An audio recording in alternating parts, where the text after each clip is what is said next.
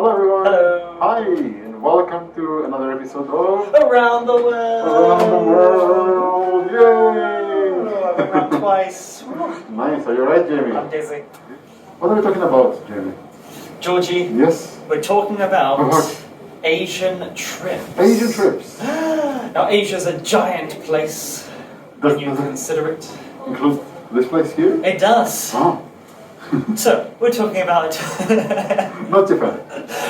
Asian trips apart from Japan. Okay, so besides Japan, where did you go That's in right. the last few years, Jamie? I mean, thanks to our delightful situation, nowhere, but we're talking about maybe our last recent trip, or Okay. most recent trip that we went on to. And in 2019, I went to To? Beijing Ooh, and Shanghai. Shanghai. How about you, Georgie? So a few years ago, to be more precise, about 3.5 years ago, we went with my wife to Thailand. Ooh, Thailand. Yeah, Bangkok. Very nice. And a few years before that, I went to Taiwan. So the two The Thais. Thai. Why did you choose those places, Georgie? Just randomly, you know, spin the globe and no. You went around the world! Yes. Here. Nothing like that. So the first one, Taiwan, it was originally just more of a procedure plus circumstance thing. I needed to change my visa type. I was a student in Japan and I wanted to change to work visa. So I had to re-enter the country. So yeah, I went to my friend who lived in Taiwan. Really cool guy. If you watch this, Ryo-san, you are cool, and your wife is too. And yeah, we went there for a few days. Came back to Japan. Had a wonderful time. Why did you go to Shanghai and Beijing, Jamie? Well, we went to Shanghai. Well, first, my wife is from Beijing, so all her family is there. But we actually went because at that point my wife was pregnant. And so before she was going to go give birth, she wanted to see the family because we knew that we wouldn't be able to travel very easily with a baby or a newborn baby. That makes sense. And so we saw the family for, let's say, the last time of that year. And I think Shanghai was because I had never been to Shanghai, and Daisy wanted to show me around. It's a really fun city. Oh, nice. Really cool. Very, very different to Beijing. Okay, so does your wife often go to Shanghai? Well, they are very far apart. So obviously you have to take a plane to get there. So yeah, she went quite a few times. Yeah, I think it was a very fun place. Yeah, very some unusual sort of architecture in Shanghai.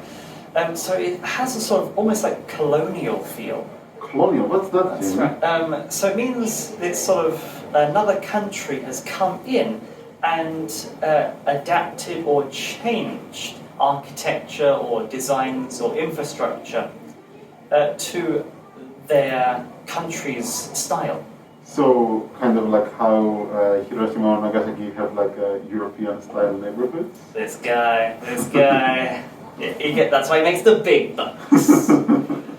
That's the sort of, yeah, that's it. So it has a very sort of old sort of town kind of feel, especially along the river. There's a lot of very cool, almost like European style buildings.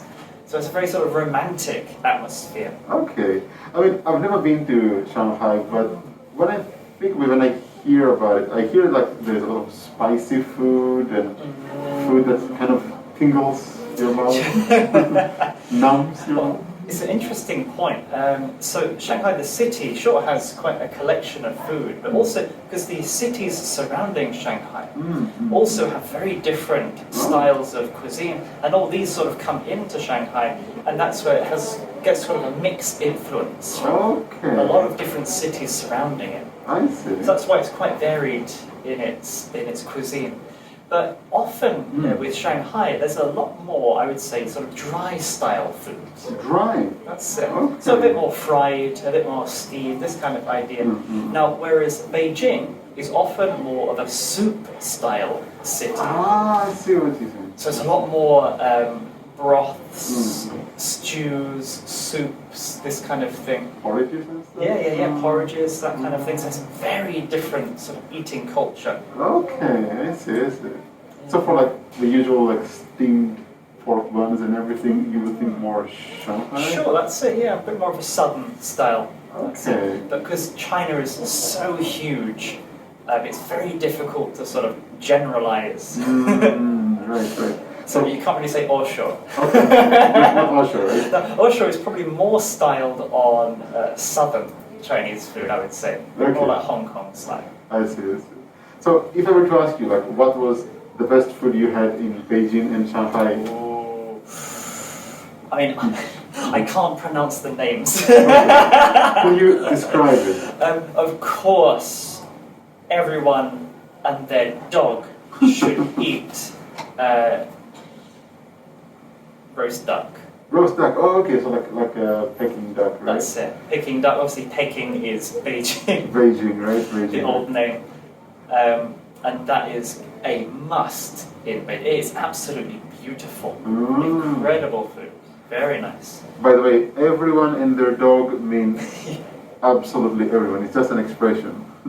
That's it. It's like even the dog has been there.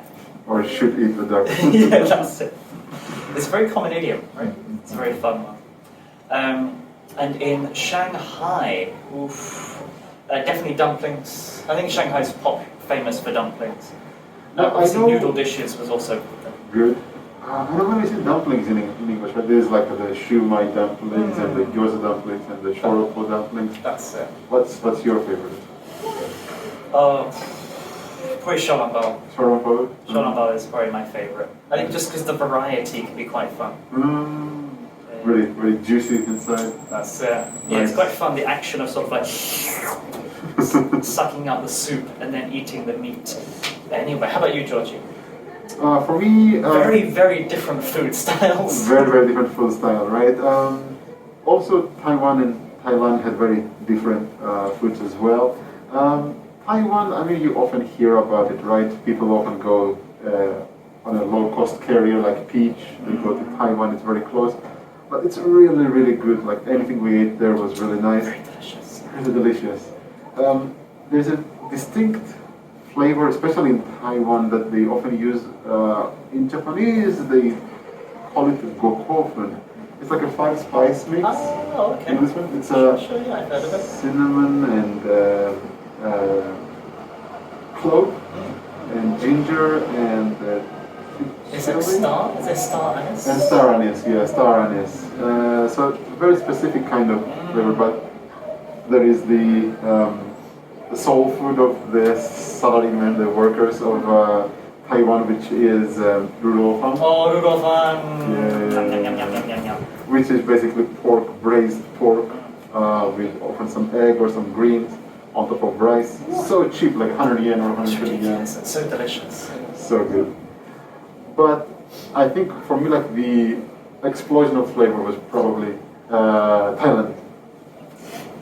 How was the explosion of flavor in It your was mouth? explosive. Sure. So basically anything we ate was amazing when we went to Thailand. Like we went with my wife and the hotel, right? They offered free continental breakfast. Really? And after we tried anything, we're like, yeah, we're not eating the free continental breakfast. We didn't even touch it. It was like, here's some toast and some oranges. Thank you, no. Goodbye. Goodbye. There was just a basket with tropical fruit in the hotel. Just pick a couple of fruit. Yeah, good idea. See ya. Yeah, there's these markets and they have like all these like grannies and people and making like their own unique take on classic foods. Lots of stir-fried food and curries like a crab and egg curry. Amazing. Wow. How were the prices? What you would pay here to when you go to Thai restaurant, you would pay to eat for a week, you know. Really, really, really cheap, like crazy cheap. So I have never been to Thailand. So what would you recommend I do there?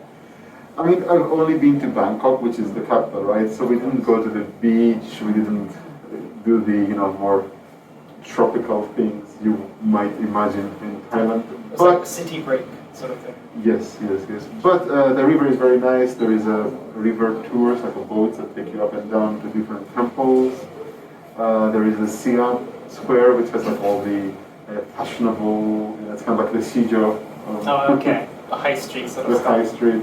There you go. And the best thing is just to go to any random station. There will be near the station some small street full of food stands and stuff. Okay. So, Georgie, when you go on holiday, is food top of your list? I wouldn't say it's top. Are you like running to the food stands or running to the like, get me, I want to try all the foods? It's second on my list. Second, okay. Close second? Close second. Okay, yeah. close second. So first is most like discovering the culture, the country, the whole atmosphere of it. That's the top for me. So what does that involve? Is that like walking around, like breathing in the air, talking to locals, hugging? Talking to locals is good. Hugging. Kissing. You know, they often call the police, so just joking. No, we don't. It's my culture to hug and kiss for a Greek greeting, style, that's it. Exactly. but we don't do it to foreigners. Okay, we know it's a Greek thing. Help me! Covered in. Anyway, but often what we like to do, we just walk around an area that people often go to. What I like to do when I went on a trip is take a circular bus route. My wife likes doing that. Oh, She really? loves doing that. Yeah, same idea. Look at the city from inside the bus. It's so cheap, so easy. And you kind of get a sort of a whistle stop tour. Can you explain about that? So a whistle stop just means a very quick or light tour. So you get to see a little bit of everything quickly.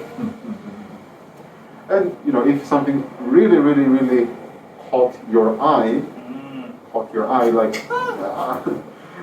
you can do like a second, get on the bus again and get off at that place, go see what it was, discover it, you know.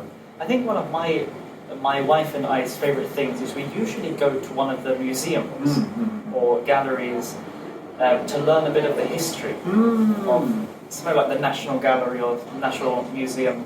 So we learn a bit of the culture, the history, the origins, and then I don't know, it kind of gives us a sort of a fresh perspective. I think if we just ran straight for the tourist hotspots, I think we wouldn't feel like we're in the country. We just feel like we were just in an activity. I see. So I think sort of getting that culture in first is really useful. Gives you a sort of appreciation for the place you're in. Nice. I mean, I'm similar to you. Like, I like to learn about the country even before I go. So what I do is I go more internet-wise. Like I look at the history, I look at what I can see and find and experience there online, and it gets me very, very excited about going there, as you can see. Of course. Maybe the whole building again. Yeah. So. Very nice. Have you been to any of these countries or some other Asian country, Vietnam, Philippines? Anywhere? Sure, and if you have any of your own stories or places that you've been to, please write in the comments, let us know, give us a... Ooh, what should we do, George? What should we do? We should go to a Thai restaurant. Yes, but before we go to the Thai restaurant, we should... Like? Yes! And? Subscribe. And? Ring that notification bell so you don't miss another episode. And we'll see you next time. Bye-bye. Bye-bye.